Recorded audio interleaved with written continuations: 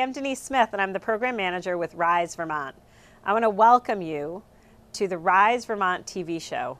In partnership with Northwest Access TV, we're going to be providing weekly insight, inspiring ideas, and stories about how to live healthier, happier lifestyles in Northwest Vermont in the counties of Franklin and Grand Isle counties. Thank you so much for joining us, and we hope you enjoy the show. Hi, and welcome to another episode of Rise Vermont TV. My name is Brian Kluke, and I'm the Rise Vermont Health Coach. Today we have a very special guest. We have Chari Andersen. Yeah, and to get started off, Chari, do you want to tell us a little bit about, a little background about yourself?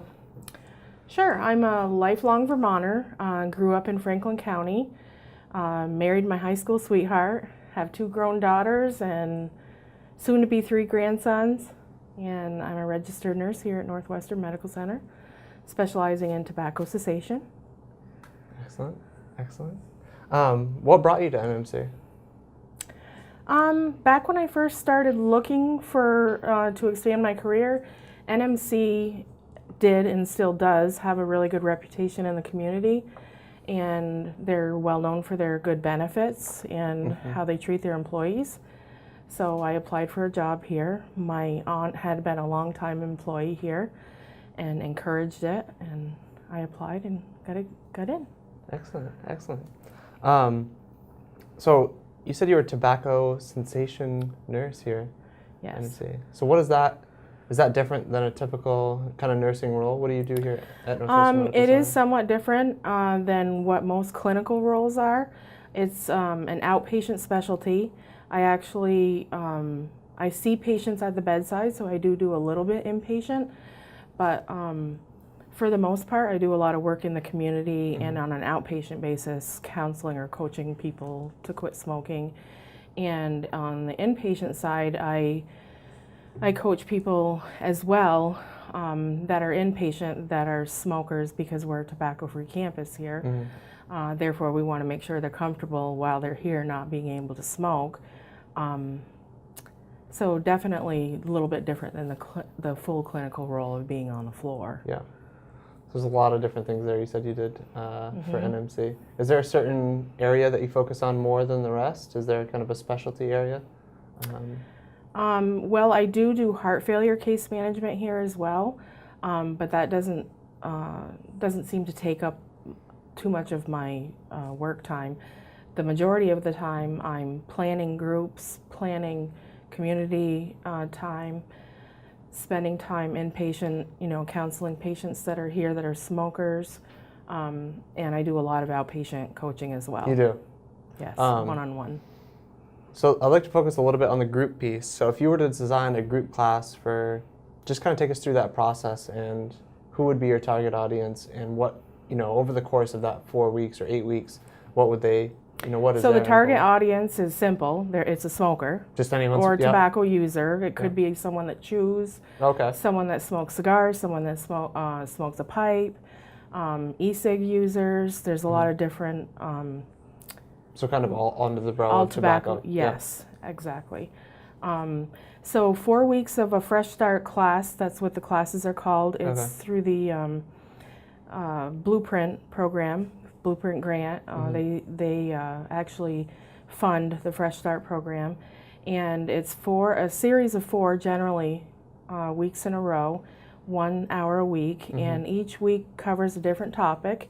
The first week we normally talk about the ways that there are to quit, all the different methods that there are available, prescription, alternative methods, and over-the-counter things. The second week we talk about withdrawal specifically. The third week we usually talk about weight gain and the alcohol-tobacco relation, because those are big concerns when people are quitting. The last week we generally talk about ways to stay quit once quit, ways to stay quit forever. And it becomes, the groups become a real socialization time for the people that participate. For them to kind of share their experiences with each other? Yeah. Yes. So they become a really close-knit group because they're all going through the same thing around the same time. Yeah. So it's nice knowing that you're not alone. That experience. Yeah. Yeah. Excellent. So it sounds like after those classes, you're almost the person. So you set them up in the group, and then you still meet with them individually for their kind of along that continuum of care, still coaching with them, or it depends on the individual? Up to the patient, or up to the participant. Yeah. Some people, this is a little bit different than something I've normally done. In January, I started what I call a rolling class, a class that doesn't have an end. And we covered all the fresh start material, so to speak, in the first 4 weeks. And now it's become, they call themselves a tobacco club. Oh, really? So it's become kind of a support group Yeah. for them. And out of the 4 people that come every single week, 3 of them have quit.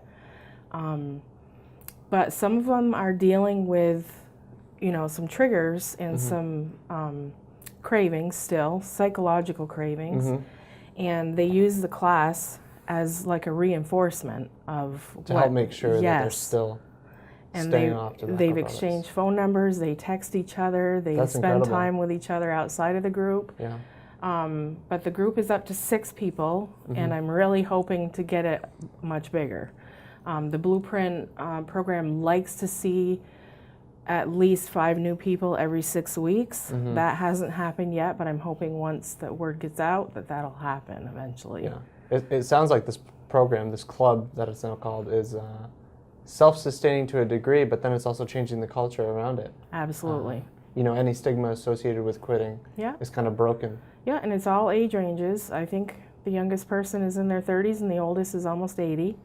So Wow. it's nice to see that. So anyone can quit. And it kind of, I feel good that the people that are there, each one of them said that they had thought about it for a long time, and they were really worried about the stigma associated with being a smoker Yeah.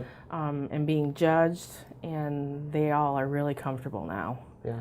with each other and with me as a facilitator, not worrying that each week that they come, it might be a confession, Yeah, which is as opposed to getting support. So yeah, it's been really good. That's huge. I have a couple questions from there. So one, is that Fresh Start class free to anyone, or is The Fresh Start class is free, actually, and anyone that participates in the Fresh Start class actually becomes eligible to receive free nicotine replacement products. So once they've participated in the class, they can get free patches, gum, or lozenges through the 802 Quits program, which I'm a Franklin County Quit partner for, 802 Quits, who just happens to work at NMC. So you are the hub of all things tobacco. So if someone went to a Fresh Start class, qualified for these free supplements or tools to help them quit, then they could get them right from you. Absolutely. Yeah. We actually encourage people that can get them paid for by their insurance to do that, just so that we don't use as much of our supply on people that can already get them for free. But absolutely, it's a convenience for them for sure. And each person that participates actually gets what we call a starter kit. So they can get, an initial supply right up front from me, and then the additional supplies get ordered if they need through an 802 Quit vendor and get shipped to their home. That's excellent. All free, yes. Wow. Yeah. So the club, it sounds like to me, so it's every week, and so when is it? Where is it? Every Wednesday Okay. here in the conference center at NMC. Okay. Right now we're in the Grand Isle room, which is conference room number 3, and we meet from 11 a.m. till noon. Snacks are provided through the Blueprint grant as well. And people don't have to register, they can just show up. That's huge. Yes. That's huge. Yeah. And it's very centralized as well, being here. Yes, and there's no limit to how many people can be there. I would love to overfill that room. Yeah. So looking into the future, where do you see kind of that class going? Do you have a kind of vision of where you'd like to see that class? I want to see it get really big. Just a lot more participants. Yes, I want to see there being a lot more participants. I want to see there being people that have quit supporting people that are having trouble quitting, outside of the class, just as they are communicating outside now. Yeah. I'm hoping that becomes even bigger. And I'd like people referring other people to the class, just by word of mouth and having quit. It's a big deal when people Yeah. quit smoking. They are so proud of themselves. Yeah, and they should be. Yes.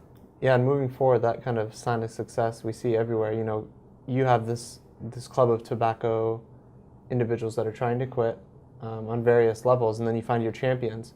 And so the goal is almost self-sustaining, whereas the champions are almost coaching in a way. Yes. And telling their success story to Other members people. of the community. Yeah, that's great. And is this a new program that you've? I've been doing the rolling class just since January of this year. Oh wow. Yeah, so it's a pretty new thing, Yeah. something that I started, and there are other quit partners throughout the state that actually have done rolling classes and have had success with them. That's where I was kind of turned on to the idea, and it's taking off slowly, but Yeah, I mean, successfully. the fact that you've seen success already, Yeah. and we're only in Yep. almost April is fantastic. No, that's great. Are there any other or any success stories that you can think of that you'd like to share? Well, in my most particular? recent success story that I'm really proud of is I had a truck driver that I coached for one-on-one outpatient session. This is a different kind of. He heard about me through a doctor visit. He was referred by his provider. He said he wanted to do this for his wife. She wasn't a smoker, and he just wanted to get healthy. He's near retirement age, and he was a 6-pack-a-day smoker. Wow. He came to me very discouraged, rightfully so, had made many attempts, and the nature of his job was just that he was bored, and he was finding being in his truck was a trigger, and he just needed to stop because he was like nonstop lighting up and starting to feel the repercussions of it health-wise. I was a little nervous at first because generally the nicotine replacement that we can get free through the QUIT program isn't enough for someone that smokes that much. Sure. But he was so ready and so determined that he used dual therapy. So he used the highest dose of the patch along with the Nicorette lozenge. And every time he had a breakthrough craving while he was wearing that patch, he put a lozenge in his mouth, and he just got accustomed to having a lozenge instead of a cigarette. Wow. And you know, I always encourage practice the 4 Ds. You know, if you feel like you have a craving coming on and you know it's a behavioral craving, you know, deep breathe, do something else, delay, drink water. Cravings only take 3 to 5 minutes to go away, so get yourself through that 5 minutes.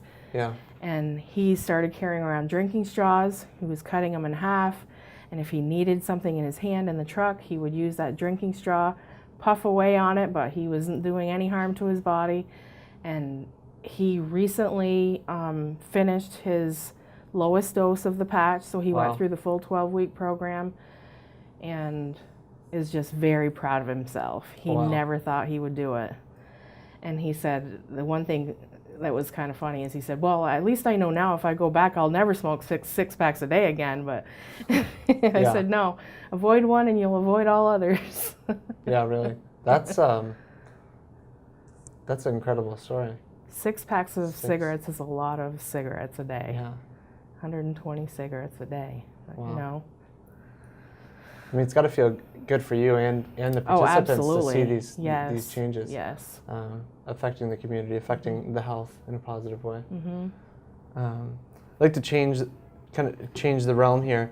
So in your job, you have all these different things you do, and one of the things you mentioned earlier was kind of a community piece. Are there any partners that you work with, and if so, how? In what ways? I do tabling, a little bit of tabling with Rise Vermont. I've tabled at Martha's Kitchen, at the Department of Health, at CVOEO. I participate in the partnership meetings that occur on the first Wednesday of the month over at NCSS. Usually draws 30 to 40 people. So they're, oh, wow. Yeah, we do get a break for some networking. And that's how I've met quite a few people in the community. Yeah. And then there's a collaborative meeting that happens down at the State Building once a month as well, for a couple of hours. And there are people that, different group of people actually, that participate in that. So that's how I get myself out in the community. Yeah. In addition to trying to schedule classes, Fresh Start classes in different areas. Mm-hmm. Because I cover Franklin Grand Isle County, I try to do, you know, an occasional one in Richford and maybe Enosburg and Highgate. Lately it's been, well, not just lately, but it's been a while that all of us partners across the state are struggling with getting numbers for our Fresh Start classes. And I'm not sure if it's just that people aren't as interested in groups, or if society is so stressful that people just aren't making as many quit attempts. But we keep trying, and classes are happening, they just aren't big. Yeah. So the success is there, and moving forward, what we hope to see is just continued growth with Continued growth, absolutely. And how many are there, you know, partners throughout the state even? Does it vary per region? It does vary. We, as far as the number of quit partners, I don't know if I could tell you that accurately. I can think of 12 that I know that we have at least 12. I'm not positive if it's higher. Mm-hmm. And your focus is just Franklin and Grand Isle, correct? Yes. So that's your area? Yeah. Perfect. I do want to make note that today's certified WIC activity code is tobacco. So along the spectrum of tobacco, there's a lot of different things we've covered, ways to quit, different methods that you use as far as patches, using gum as a supplement as well, kind of that oral fixation piece, along with drinking straws. Mm-hmm. So if someone were watching and they were using tobacco on any kind of level in any way, and they wanted to quit or were thinking about it, what would you recommend their next steps be? I would love for them to call me. Call you. To set up an outpatient one-on-one coaching session. Mm-hmm. The other alternatives or options are to call the 802 Quits program directly. It all depends on the person's style of learning or receiving education. So they can either contact the 802 Quits program and speak to somebody directly over the phone, or they can contact me and set up a time to meet with me one-on-one. They can also register online through 802quits.org. Mm-hmm. The difference between registering online and meeting with me or a quit coach over the phone is they only are eligible for half of the product for free, because we don't I think the idea behind that is they want to direct more product toward the people that are getting actual support. Yep. And then the last way is to participate in a class. So any one of those ways people can, whatever way they would prefer starting. If they want to start with a group, if they want to speak with someone over the phone, if they want to meet in person. So there's all those options. Wow. So it sounds like the number one strategy, if someone were to want to quit, is to reach out to you. Yes. But I will kind of play another side to that. If someone were, you know, watching this taping and knowing they don't want to quit but are curious about, you know, how to last that 3 to 5 minutes at home, do you have any kind of strategies that they could do at home to help them? Yeah. If people are not quite interested or don't feel that they're quite ready and they just want to maybe cut back, I would want to let them know that actually cutting back is a form of quitting. Okay. So we call that the gradual method. So if someone's trying to taper down how much they smoke, it's actually a form of quitting. So to pat themselves on the back for that one less for that one, absolutely. Whatever it may be. And just identifying triggers that they have and being able to think of something to replace those triggers instead of lighting up. So maybe morning coffee, maybe sit somewhere different than you would normally sit to drink your coffee. Try to disassociate the combination of cigarette and whatever the trigger is by doing something different. There's distraction tools. You know, we have stress balls that I actually hand out in my classes, or when I meet with people one-on-one, I give them some distraction tools. Yep, tabling as well. There's silly putty, there's, people can do word puzzles, they can do the adult coloring books, toothpicks, the worry stones. So there's so many different distractions. Anything that you can think of that can get you through 5 minutes, you've delayed one light up. Excellent. Well, I'd like to thank you very much for all your knowledge today and being on our TV show. Thank you for having me. Yeah, thank you. Thank you again for watching Rise Vermont TV. Stay tuned next week. Thank you.